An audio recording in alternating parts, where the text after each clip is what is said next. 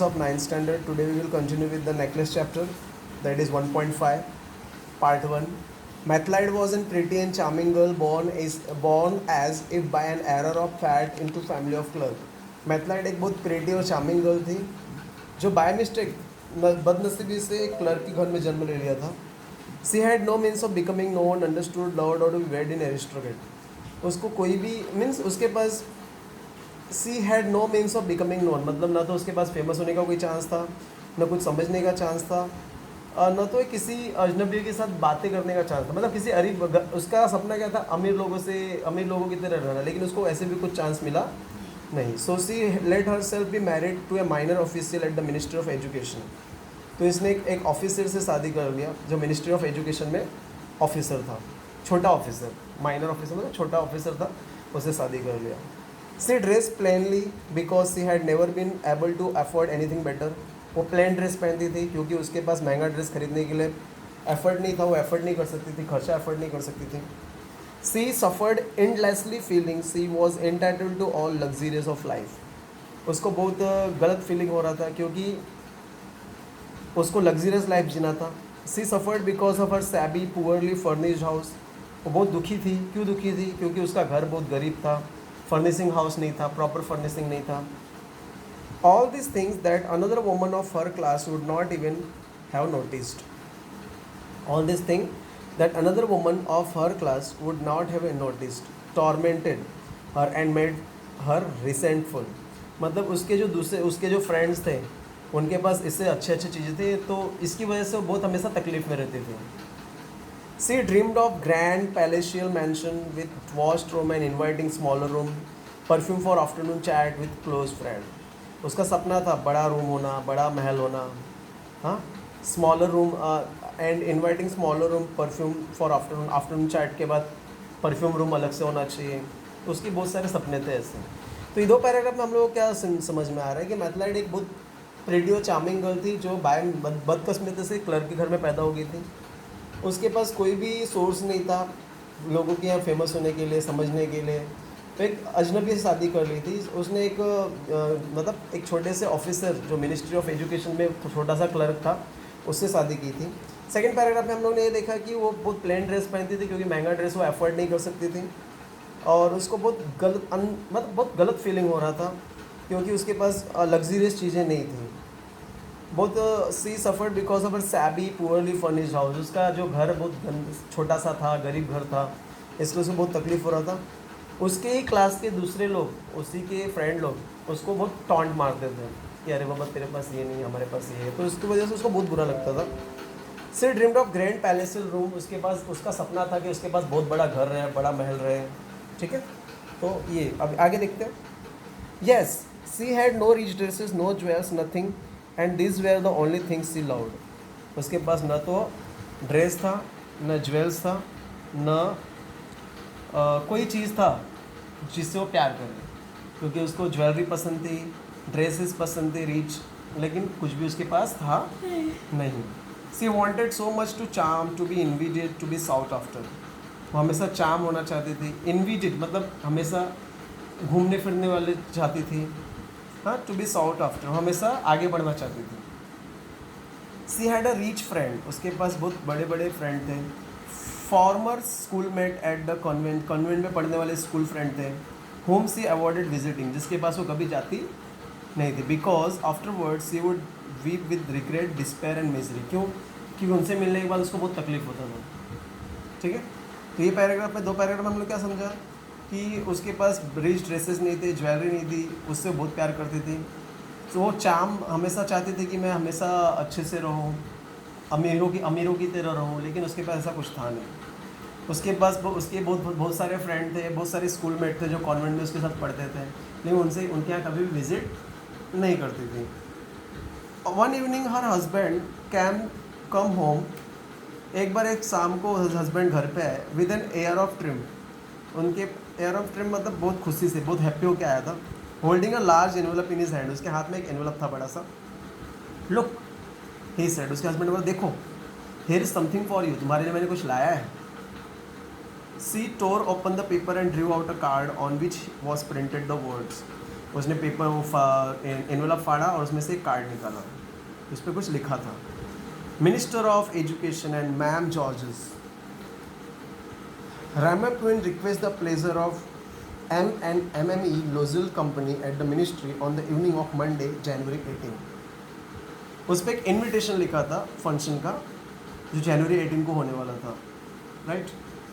इस पैराग्राफ में हम लोग 2 पैराग्राफ में क्या समझते हैं कि एक बार उसका हस्बैंड आता है घर पे, खुशी से होके आता है, बहुत खुश रहता है, उसके हाथ में बहुत बड़ा एनवेलप रहता है, वो उसको बोलता है कि देखो मैंने तुम्हारे लिए कुछ लाया है, तो वो बहुत खुशी से वो फाड़ती है पेपर और उसमें से कार्ड निकालती है। कार्ड पे कुछ प्रिंट रहता है, क्या प्रिंट रहता है कि मिनिस्टर ऑफ एजुकेशन का फंक्शन रहता है, उसमें एक इनविटेशन कार्ड रहता है। वो इंस्टेड ऑफ बीइंग डिलाइटेड, मतलब खुशी होने की जगह पे, as her husband had hoped, उसके हस्बैंड ने सोचा था कि ये देख के बहुत खुश हो जाएगी, she threw the invitation on the table resentfully, उसने जोर से इन्विटेशन कार्ड टेबल पे फेंक दिया। एंड मटर्ड, और मटर्ड मतलब चिल्लाई, what do you want me to do with that, मैं इस कार्ड के साथ क्या करूँ, and what do you expect me to wear if I go, मैं क्या पहनूँ जब वहाँ पे जाऊँगी, तो मैं वहाँ जाने के लिए क्या पहनूँ। ही हैडंट थॉट ऑफ दैट, उसने सोचा नहीं था कि ऐसा भी उसकी वाइफ बोल सकती है। ही स्टैमर्ड, मतलब एकदम टेंशन में आ गया, वाई, क्यों।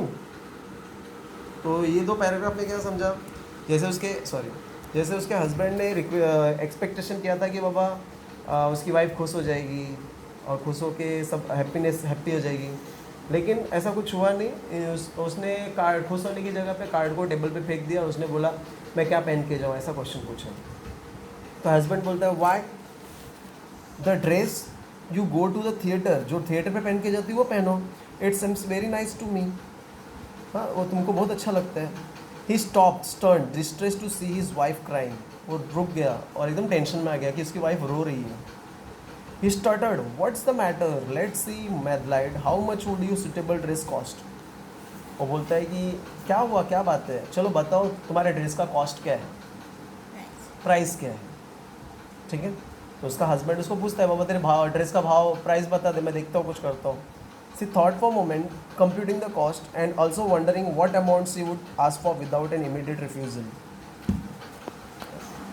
हाँ, तो उसका हस्बैंड उसको पूछता है कि बाबा तेरे ड्रेस का कॉस्ट बता दे। तो उसके वो जो मेथड है, सोचती है कि क्या कॉस्ट बोलूँ जिससे कि मेरा हस्बैंड मान जाए, उसको इनकार नहीं करे। At the last she answered hesitantly, मतलब वो थोड़ा सा सोचने के बाद आंसर देती है, I don't know exactly but I think could do it with 400 France. मैं एग्जैक्टली नहीं जानती लेकिन फिर भी 400 फ्रांस तक होगा, ठीक है।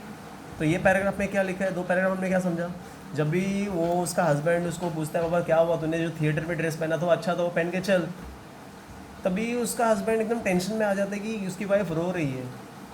तो हस्बैंड बोलता है ठीक है बाबा आपके सुटेबल कॉस्ट बताओ, मैं करता हूँ कुछ अरेंजमेंट। तो उसकी वाइफ बोलती है कि 400 फ्रांस लगेंगे। इसके आगे ही टर्न ए लिटिल पेल, वो कुछ थोड़ा देर टर्न लेता है, because he had been saving the exact amount to buy a gun for hunting summer in the country near Marathon with a few friends. वो टर्न लेता है क्योंकि उसने कुछ पैसे बचाए थे गन खरीदने के लिए, हाँ, जो वो हंटिंग के लिए जाने वाला था तभी फ्रेंड लोग के साथ। How said very well I can give you 400 France, ठीक है मैं आपको 400 फ्रांस दे सकता हूँ, but try and get a really beautiful dress, लेकिन अच्छा ड्रेस ले लेना। उसका हस्बैंड मान जाता है क्योंकि उससे हस्बैंड ने पैसा जमा किया हुआ था गन खरीदने के लिए। वो बोलता है ठीक है मेरे पास 400 फ्रांस है, मैं तुमको देता हूँ, लेकिन अच्छा ड्रेस खरीदा। The day of the party drew near and madame Loisel seemed sad restless and anxious though her dress was ready. Party का दिन नज़दीक आया, उंगली लगा ना किसी भी एक बटन पे उंगली लगा दो, ठीक है। The day of the party drew near, the party का दिन नज़दीक आ गया था। मैडम लुइजिल बहुत दुखी दिख रही थी, राइट, और उसके ड्रेस रेडी थे फिर भी वो बहुत तकलीफ में दिख रही थी। On evening her husband said to her, उसका हस्बैंड बोलता है व्हाट्स द मैटर, अभी क्या हुआ, you have been acting strange this last 3 days, तुम इस लास्ट 3 दिन में बहुत अजनबी जैसा बिहेव कर रही हो। She replied I am upset that I have no jewels not a single stone to wear, I would rather not to go to the party. मैं बहुत अपसेट हूँ कि मेरे पास ज्वेलरी नहीं है, मेरे पास एक पत्थर नहीं जो मैं पहन सकूँ, न मोती है न हीरा, मैं क्या पहनूँ, मैं पार्टी में नहीं जाना चाहती। हाँ, उसका हस्बैंड जब वो पार्टी का दिन नज़दीक आ जाता है तो उसका हस्बैंड बोल, फिर भी वो तकलीफ में रहती है, तो उसका हस्बैंड पूछता है पापा क्या हुआ, अभी क्या हुआ, पार्टी का दिन आ गया, तुम बहुत अजनबी जैसा बिहेव कर रही है। तो उसकी वाइफ क्या बोलती है कि मैं बहुत अपसेट हूँ, मेरे पास कुछ पहनने के लिए ड्रेस ज्वेलरीज नहीं है। यू कुड वेयर फ्लावर्स, तुम फ्लावर पहन लो, फूल।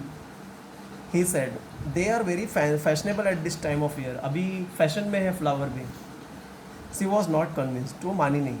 Next day she went to her friend's house and told her of her distress.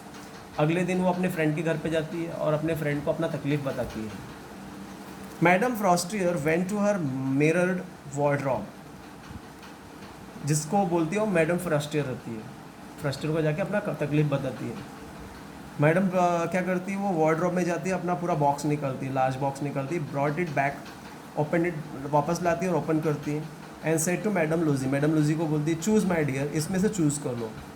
First Mathilde saw some bracelets, then a pearl necklace, she tried on the jewellery in the mirror. बहुत सारे उसमें bracelets रखे रहते हैं, बहुत सारे pearls necklace रखे, सब अपने मिरर के सामने ट्राई करती है। She kept asking you have nothing else, क्या आपके पास और नहीं है? कौन पूछता है? मैथलाइट पूछती है। Is this clear? तो ये दोनों पैराग्राफ आपको समझा? तो इसमें से मैं कुछ क्वेश्चन आंसर बोलूँगा, वो करना है। Question, why was Mathilde married to a minor officer? Mathilde ने माइनर ऑफिसर से शादी क्यों की? क्योंकि उसके पास कोई चांस, दूसरा ऑप्शन नहीं था। इसका आंसर किधर रहेगा? She had no means of becoming known, understood, loved और be wed into an aristocrat. So उसके बाद क्वेश्चन, हाँ, सी से लेके कहाँ तक रहेगा? एरिस्टोक्रेट के बाद और बाद में question. Is this clear? Next question is, why did Mathilde weep with misery after visiting her schoolmate? Why did Mathilde weep with misery after visiting her schoolmate? Schoolmate से मिलने के बाद वो तकलीफ में क्यों रहती है? बिकॉज लिखने का, she had no rich dresses, no jewels, nothing and this were the only things she loved. ठीक है, because she had no rich dresses, no jewels, nothing and this were only things she loved, therefore question, therefore Mathilde weep with misery after visiting her schoolmate. What did the envelope hold? Envelope में क्या था? Envelope, in envelope there was invitation. Envelope में क्या था? ये पूरा paragraph आप लोग आंसर में लिख सकते हो। Minister of education ma'am George's request the pleasure, यहाँ पे लिखने का इन्वेलप हैज़ इन्विटेशन, देखो ये लिखने का, एनवेलप हैड इन्विटेशन, एनवेलप में इन्विटेशन था, और ये पूरा पैराग्राफ लिखना है। ठीक है, next question is, why did Mathilde go to her friend's house and tell her distress? Mathilde अपने फ्रेंड के घर पे क्यों जाती है और अपने तकलीफ के बारे में क्यों बताती है? Because she have no jewels, not a single stone to wear. Because she had no jewels, have की जगह पे हैड आएगा और आई की जगह पे सी आएगा, like that. She had no jewels, not a single stone to wear, therefore question, therefore Mathilde go to her friend's husband and tell house and tell her distress. Okay, what did madam Frostier's large box contain? Madam Forestier ने box लाया था, उसमें क्या था?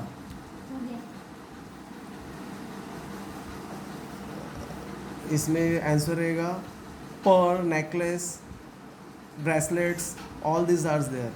ठीक है, pearls, the answer will be that box contain pearl, necklace, jewelry. Okay, then total 4 questions answer। वाला question था, why was मैथलाइट married to minor official? The answer for that question is, she had no means of becoming known, understood, loved, to be webbed and aristocrat. Okay, C से लेके aristocrat लिखना है।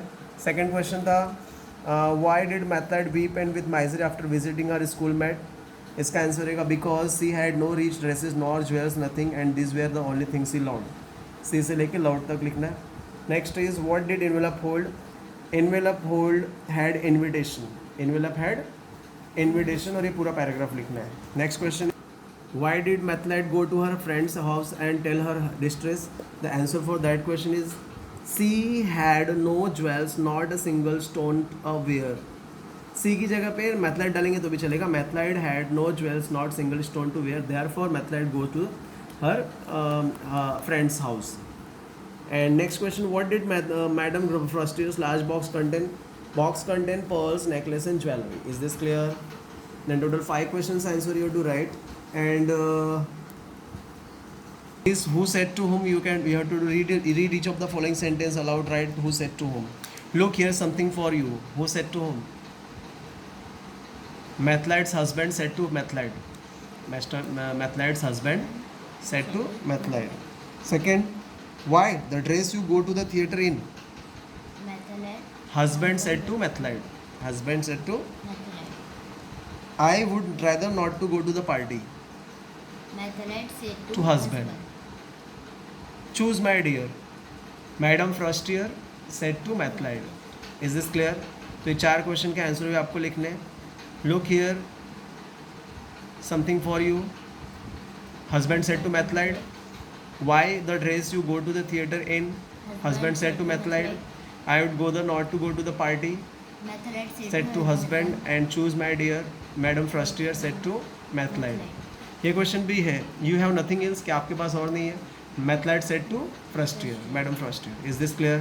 तो आप लोगों को 5 क्वेश्चन के आंसर जो पीछे बताया वो और ये ई तक के who said to whom solve करने हैं. मतलब आंसर लिखने. If any doubt is there please ask. Thank you. Have a great day.